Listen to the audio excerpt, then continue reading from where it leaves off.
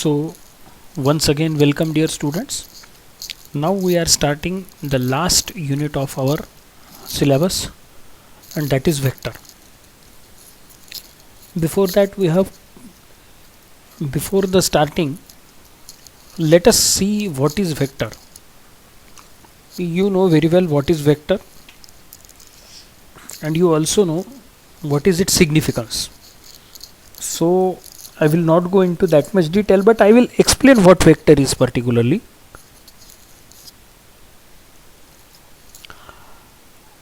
अब थिंग ऐसी है कि एक सर्टन आदमी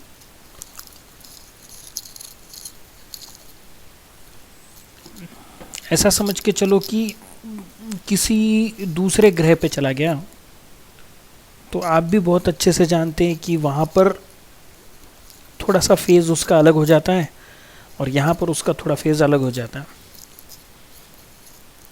आपने बहुत बारी एग्जाम्पल देखा होगा या टीवी में देखा होगा कि नील आर्मस्ट्रॉन्ग का जो पिक्चर, जो पहला उसने कदम रखा था चांद के ऊपर, तो वैसा जंप करते हुए दिख रहा था आपको. Is it clear? वैसा जंपिंग पोजीशन में लिख रहा था, वो जंप कर रहा था. तो वो क्या है स्ट्रक्चर, वो जंपिंग वाला? पहला सवाल ये. दूसरा ये कि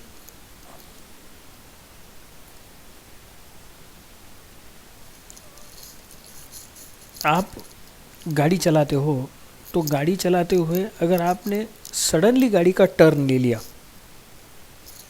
तो गाड़ी स्लिप होती है, और वो स्लिप होते हुए आप सीधे क्रॉस में चले जाते हो, यानी गाड़ी स्लिप हो गई तो. और 100 आउट ऑफ 90 टाइम्स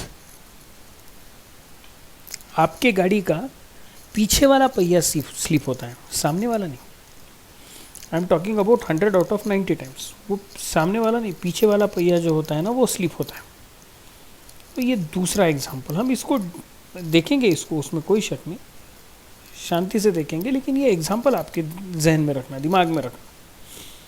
अब ये दो एग्जाम्पल देखने के बाद अब मैं इसको इलॉबरेट कर रहा हूँ. ध्यान से देखना कि वो क्वांटिटी, फिजिकल क्वांटिटी, जिसको खुद के एग्जिस्टेंस के लिए not only magnitude but also direction लगता है, उस फिजिकल क्वांटिटी को मैं क्या कहूँगा? वेक्टर कहूँगा. जो फिजिकल क्वांटिटी सिर्फ और सिर्फ मैग्नीट्यूड के बेसिस पे खुद को एक्सप्लेन करने के लिए सफिशिएंट होती है, उस फिजिकल क्वांटिटी को हम कहेंगे scalar. So what is scalar and what is vector? Scalar is a physical quantity 101% which requires only, क्या लगता है सिर्फ उसको?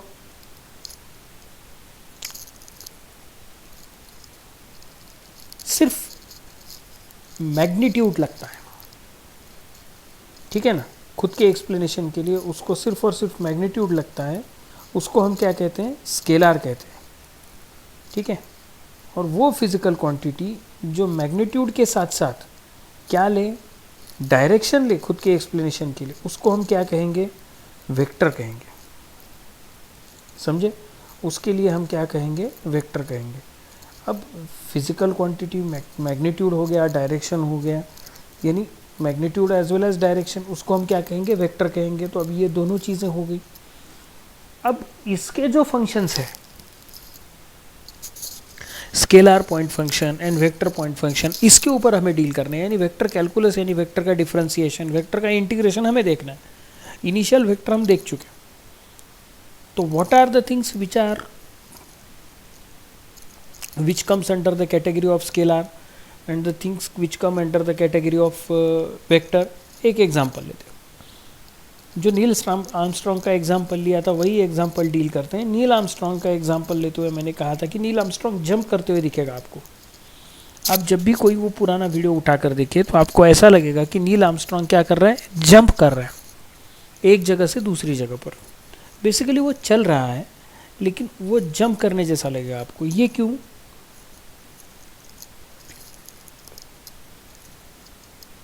आपके टीचर ने भी आपको बहुत बार ये एग्जाम्पल दिया होगा, वही मैं रिपीट कर रहा हूँ ध्यान से सुनिए,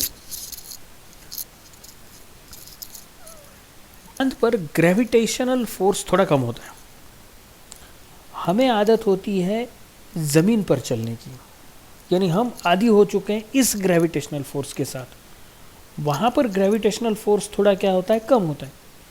इसीलिए जिस वजह से हम यहाँ पर चलते हैं, वैसा अगर हम वहाँ पर चलें तो वो एज गुड एज जंप जैसा होगा, रबर के बॉल जैसा वो आदमी उछलेगा ड्यू टू ग्रेविटेशनल फोर्स। यानी अब ज़रा ध्यान से सुनना, ये वही नील आर्मस्ट्रॉन्ग था जो ज़मीन पर एक था और चांद पर आ गया, दूसरा हो गया। इसका मतलब फ़र्क क्या पड़ गया? क्या उसके वेट में फ़र्क पड़ गया? 101% उसके वेट में फ़र्क पड़ गया। अब वेट मतलब कौन सा, जो वेइंग मशीन पे आप लेते हो वे वेट ना बच्चों, उसका मास सेम है। क्या कह रहा हूँ, ध्यान से सुनो, उसका मास सेम है। फ़र्क कहाँ पे पड़ा है? फ़र्क पड़ा है उसके वेट पर। मैं फिर से रिपीट कर रहा हूँ, उसका मास उतना ही है जितना ज़मीन पर था, फिर भी फ़र्क कहाँ पड़ा है? फ़र्क पड़ा है उसके वेट पर। इसका मतलब क्या? इसका मतलब ये कि नील आर्मस्ट्रॉन्ग की केस में नील आर्मस्ट्रॉन्ग उतने ही मास का है, लेकिन उसका वेट फ़र्क पड़ गया। तो ultimately it gives me an idea कि वेट ये ऐसी चीज़ है जिसमें ग्रेविटेशनल फोर्स भी लगता है, जिसमें आपका मास भी लगता है। यानी वेट ऐसी फिजिकल क्वांटिटी है which requires, weight is a physical quantity which requires magnitude, mass as well as direction, gravitational force for its existence, therefore it is a vector quantity। अब आई बात समझ में? वो मास भी लेता है, उसके साथ वो ग्रेविटेशनल फोर्स भी लेता है खुद के एग्जिस्टेंस के लिए।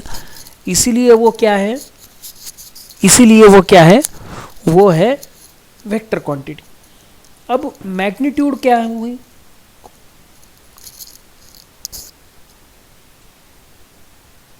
मैग्नीट्यूड 101% वही फिजिकल क्वांटिटी है। फ़र्क सिर्फ इतना है कि मैग्नीट्यूड स्केलर क्वांटिटी है, यानी वेक्टर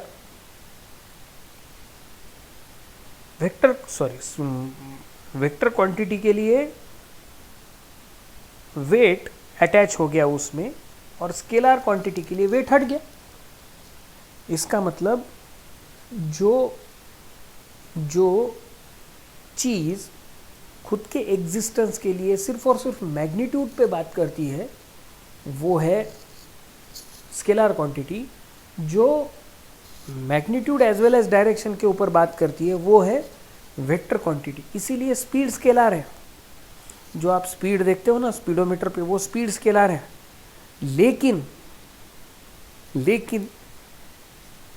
जो वेलोसिटी से आप जा रहे हो वो वेलोसिटी क्या है? वेक्टर क्वांटिटी है। ये हमेशा के लिए याद रखना। वो वेलोसिटी कौन सी क्वांटिटी है? वेक्टर क्वांटिटी है। ये हमेशा के लिए याद रखना। Is it clear? अगर इतना क्लियर हो गया होगा तो अब आगे बढ़ते हैं।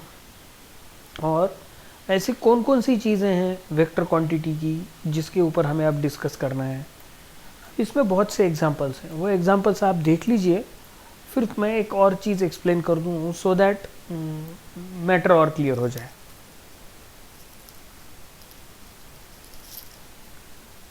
Just a minute. हाँ, जो स्केलर पॉइंट फंक्शन था उसके ऊपर मैं डिस्कस करूँगा। अब ये स्केलर पॉइंट फंक्शन क्या है?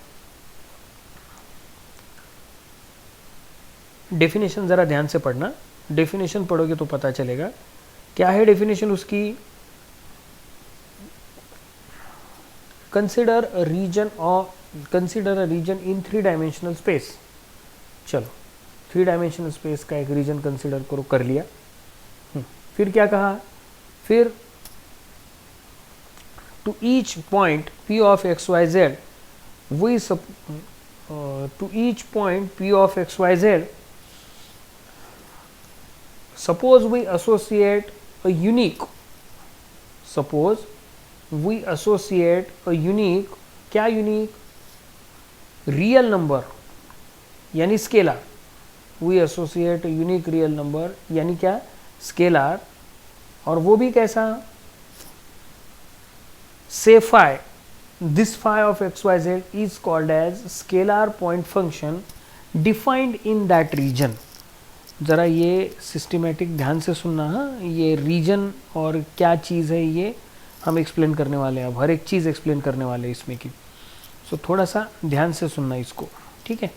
अब ये क्या स्ट्रक्चर है बच्चों, ये सबसे आसान है, फ़र्क सिर्फ इतना है कि थोड़ा कॉमन सेंस अगर अपने पास रखोगे ना तो हर एक चीज़ आसान बन जाएगी। अब ध्यान से देखना क्या है वो, क्या कहा उन्होंने कहा कि रीजन सिलेक्ट करो, ठीक है, इतना हो गया क्लियर। अब आगे बढ़ते हैं, इसका एक्सप्लेनेशन हम बाद में देखेंगे, पहले ये देख लेते हैं क्या है क्या नहीं, ठीक है। हाँ, consider vector point function, consider a 3 dimensional space, यहीं पे अटक गया हम। अभी what is the difference between this space and region, समझे ना मैं क्या बोल रहा हूँ। What is the difference between this space and region that we want to identify. क्यों आइडेंटिफाई करना है, क्योंकि उसी के बाद तो हमें ये चीज़ क्लियर होगी। अब ध्यान से सुनना, ठीक है, स्पेस और रीजन, 3 डायमेंशनल स्पेस, ठीक है। अब यानी क्या,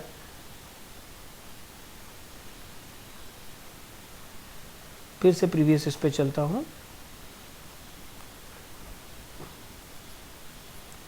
ये मैग्नीट्यूड पूरे चांद पे सेम रहने वाला है, पूरे अर्थ पे सेम ही रहने वाला है। नील आर्मस्ट्रॉन्ग का वजन कहीं पर भी चले जाओ उतना ही है अर्थ पे, हाँ, चांद पे जाओगे तो उतना ही है। समझ में आ रहा है मैं क्या बोल रहा हूँ। यानी द थिंग इज दैट कि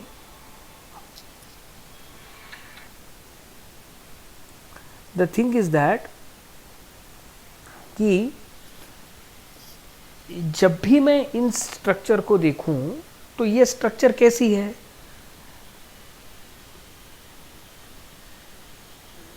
अर्थ पर एक ऐसी पर्टिकुलर सिचुएशन है, जगह है, जहां पर हिंदुस्तान में एक ऐसी जगह है जहां का ग्रेविटेशनल फोर्स बहुत कम, तो वहां का ग्रेविटेशनल फोर्स कम होने के कारण गाड़ी ऑटोमेटिक चलने लगती है, यानी गाड़ी, खड़ी हुई गाड़ी भी आपको क्या लगती है, चलती चलती लगती है।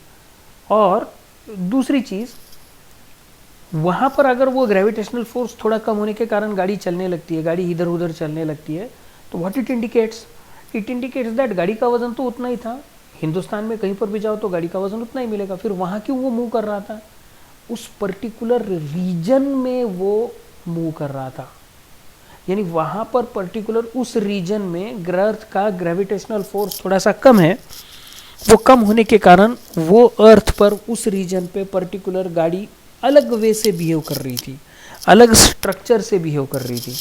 अब मैं इसको और थोड़ा सा डिटेल में बोलूँ तो ऐसा, ध्यान से सुनो, कि यही चीज़ अगर मैं उल्टा कंसीडर करूँ तो वो मैग्नीट्यूड पूरे अर्थ पे सेम रहेगा, पूरे स्ट्रक्चर में सेम रहेगा, पूरे चांद पर भी वो मैग्नीट्यूड वही रहेगा, यानी दुनिया के किसी भी कोने में चले जाओ मैग्नीट्यूड डिस्टर्ब नहीं होने वाला है। फ़र्क सिर्फ क्या है, डायरेक्शन में डिस्टर्बेंस है।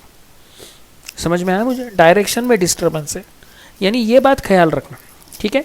इसीलिए स्केलर पॉइंट फंक्शन पूरे यानी मैग्नीट्यूड, एग्जाम्पल के लिए मैग्नीट्यूड बोल रहा हूँ मैं, जिस मैग्नीट्यूड की बात हम कर रहे हैं, तो वो पूरी दुनिया में इधर उधर कहीं पर भी जाओ वो क्या रहता है, फिक्स रहता है, और वेक्टर जगह जगह क्या हो जाएगा, चेंज हो जाएगा, ये बात याद रखना, ठीक है।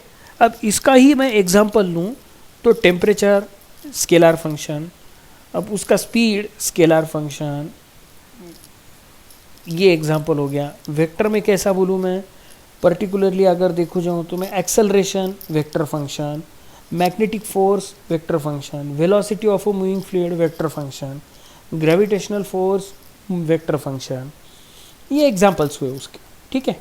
अब डिफरेंशिएशन ऑफ वेक्टर, अब ये डिफरेंशिएशन ऑफ वेक्टर ये ज़्यादा इतना डिटेल में नहीं है, सिर्फ इतनी बात याद रखनी है हमें, ठीक है, जो हमारे काम की है वो उतनी, तो मैं उतना एग्जांपल कर दूं अभी यहाँ पर। ये D R by D T ये जो है आर मतलब क्या, पोजीशन वेक्टर या रेडियस वेक्टर कंसिडर करके चलो, उसका derivative with respect to time is called as velocity. लेकिन ये इंपॉर्टेंट सेंटेंस है हमारे लिए, क्या है, it is in the direction of the tangent. यानी अब ज़रा ध्यान से सुनो, जो मैंने सवाल आपको पूछा था कि बच्चों अगर वो गाड़ी फिसल गई तो कैसी जाएगी। इमेजिनेशन करो, आप गाड़ी को सीधे रास्ते से जा रहे हो, आपने लेफ्ट में टर्न लिया, ठीक है, तो गाड़ी हो गई स्लिप, तो गाड़ी कहाँ पर, जहाँ पर टर्न लिया वहाँ पर जाएगी, या अभी तक जिस रास्ते से आ रहे थे उस रास्ते में जाएगी। बच्चों जिस रास्ते से आ रहे थे उसी रास्ते पर जाएगी, सीधा घिसती चली जाएगी। व्हाट इट इंडिकेट्स कि ये गाड़ी घिसती घिसती चली गई, इसका मतलब वो सीधा सीधा उसी डायरेक्शन में गई है, समझे, उसी डायरेक्शन में गई है जो हमारी पहले वाली डायरेक्शन थी। इसका मतलब अब ज़रा ध्यान से देखना, अपना एक हाथ सीधा रखना और जो टर्न मारा है वो वहाँ से टर्न, दूसरा हाथ टर्न के लिए चले जाना। तो ऐसा अगर इमेजिन करोगे तो वो कैसा ही दिखेगा। तो ध्यान से देखना मैं क्या बोल रहा हूँ, ये है वो सीधी लाइन, ठीक है, जहाँ पर वो गाड़ी स्लिप हो रही है। और अब दूसरा और ध्यान से देखना, पर्टिकुलरली क्या कह रहा हूँ मैं, यहाँ पर वो टर्न लिया और ये गाड़ी सीधी चली गई स्लिप होके, ठीक है। तो व्हाट इट इंडिकेट्स, ये है टर्न और ये है स्लिप होने की डायरेक्शन। आ रही है मेरी बात समझ में, टर्न की डायरेक्शन यहाँ, स्लिप होने की डायरेक्शन यहाँ। अब ये एक्चुअल अगर मैं देखूँ तो यहाँ पर ये यस वाला direction will act as a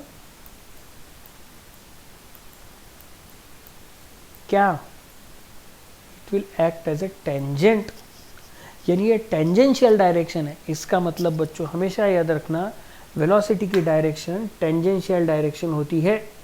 velocity की डायरेक्शन कौन सी डायरेक्शन होती है, टेंजेंशियल डायरेक्शन होती है, हमेशा के लिए याद रखना, हमेशा के लिए। Is it clear. अब अगर इतना क्लियर हो गया हो तो मैं आगे और बढ़ता हूँ, ध्यान से सुनना।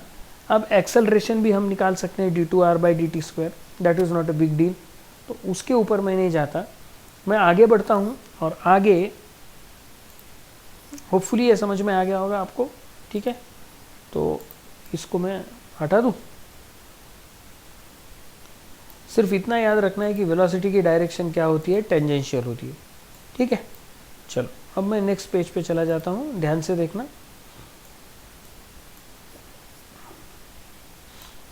स्केलर प्रोडक्ट और डॉट प्रोडक्ट ये भी आपको पता है, वेक्टर प्रोडक्ट और क्रॉस प्रोडक्ट ये भी आपको पता है। जो कुछ चीज़ें इंपॉर्टेंट है वो ये I.I = 1। अब ये I.I 1 क्यों हुआ, क्योंकि कॉमन सेंस याद रखो बच्चों, I यूनिट वेक्टर है, दूसरा I भी यूनिट वेक्टर है, इसका मैग्नीट्यूड 1 होगा, इसका मतलब 1 × 1। Is it clear.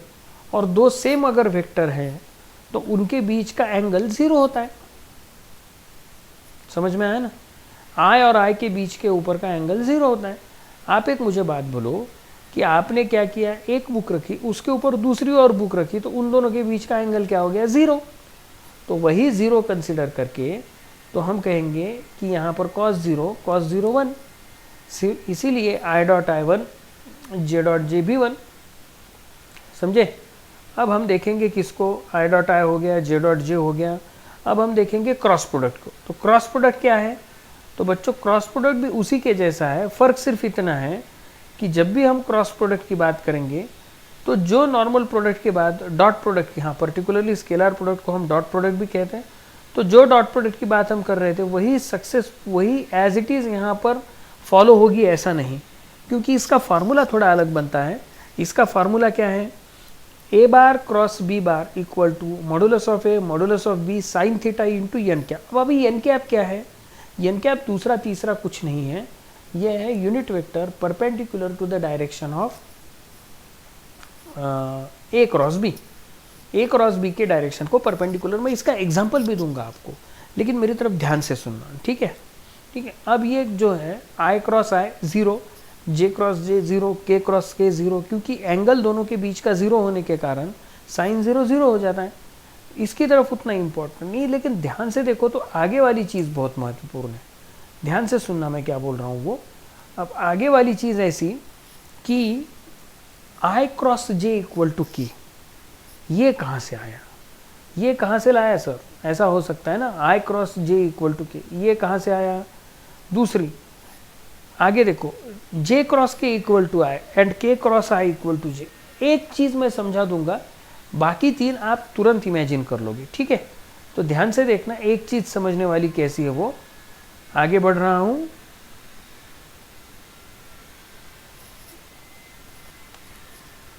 थोड़ा सा एक ग्राफ निकालना पड़ेगा, पर्टिकुलरली स्ट्रेट लाइन वाला ही निकालना पड़ेगा। तो ध्यान से सुनना बच्चों।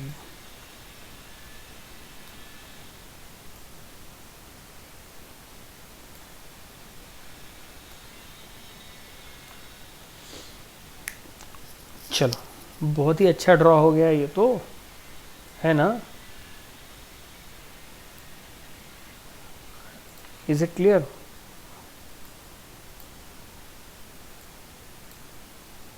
अब ध्यान से सुनना, ये y एक्सिस, ये x एक्सिस और ये z एक्सिस। इसका मतलब ध्यान से देखना, ये मैं क्या कह रहा हूँ इसको, ये है एक्स वाई प्लेन, ये है एक्स जेड प्लेन और ये है वाई जेड प्लेन। डन। अब ये हो गया आई यूनिट वेक्टर, ये हो गया जे और ये हो गया के। अब मेरी तरफ ध्यान से देखना बच्चों, ये एक्स वाई प्लेन मतलब क्या, एक्स वाई प्लेन मतलब एक्स क्रॉस वाई। अब एक्स क्रॉस वाई मतलब क्या, इन दोनों का प्रोडक्ट लूं, ध्यान से देखना, एक्स एंड वाई दोनों का प्रोडक्ट लूंगा तो मॉडुलस ऑफ एक्स क्लियर है, मॉडुलस ऑफ वाई क्लियर है, साइन थीटा वो भी क्लियर है, मुझे उसमें कोई ऑब्जेक्शन नहीं है। अब मुझे एन कैप चाहिए, ठीक है।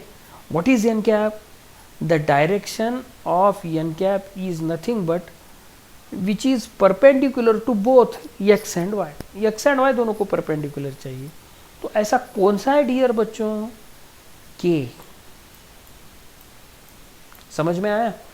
अब मॉडुलस ऑफ एक्स जो होगा वो होगा, मॉडुलस ऑफ वाई जो होगा वो होगा, लेकिन उसकी परपेंडिकुलर डायरेक्शन कौन सी है, जेड एक्सिस, मतलब कौन सा, यूनिट वेक्टर के। अब मैं आई क्रॉस आई लूँ तो आई क्रॉस आई तो एंगल तो जीरो हो जाएगा, कोई सवाल ही नहीं उठता, साइन जीरो जीरो भूल जाओ। लेकिन आई क्रॉस जे लूँ तो, अब आई क्रॉस जे लूँ तो I cross J equal to unit vector I का मॉडुलस 1, जे का मॉडुलस 1, साइन 91 एन कैप। अब सिर्फ एन कैप बचा। अब एन कैप का मतलब क्या होता है, परपेंडिकुलर। परपेंडिकुलर मतलब परपेंडिकुलर कौन है, के। सो इसीलिए आई क्रॉस जे इक्वल टू के, जे क्रॉस के इक्वल टू आई और के क्रॉस आई इक्वल टू जे। अब इसके लिए ये साइक्लिक ऑर्डर देखो बच्चों, आई से जे पे जाना है, जे से के पर आना है और के से वापस आई पर जाना है।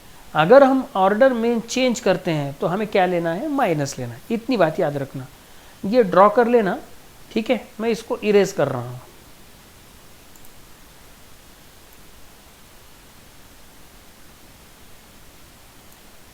हो गया।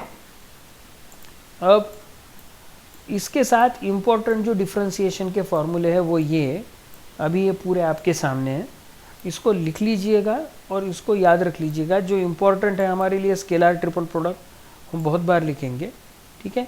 ये पूरे फॉर्मूले याद कर लीजिएगा।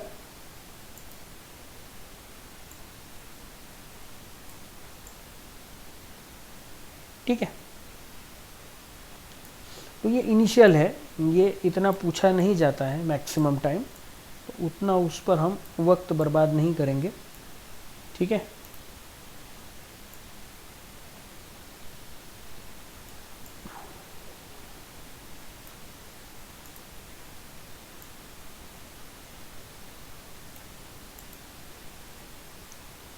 Just minute. तो ये आज के लिए मैं इतने पर ही रुकता हूँ। कर्व इन स्पेस पर और उसके प्रॉब्लम्स के ऊपर मुझे थोड़ा बहुत ज़्यादा लगेगा, तो मैं यहीं पर रुकता हूँ आज के लेक्चर के लिए, ठीक है। तो नेक्स्ट लेक्चर में हम कर्व इन स्पेस, उसके साथ radial and transverse direction of velocity and acceleration ये भी देख लेंगे, और उसके प्रॉब्लम्स भी देख लेंगे, ठीक है। Thank you, thanks a lot.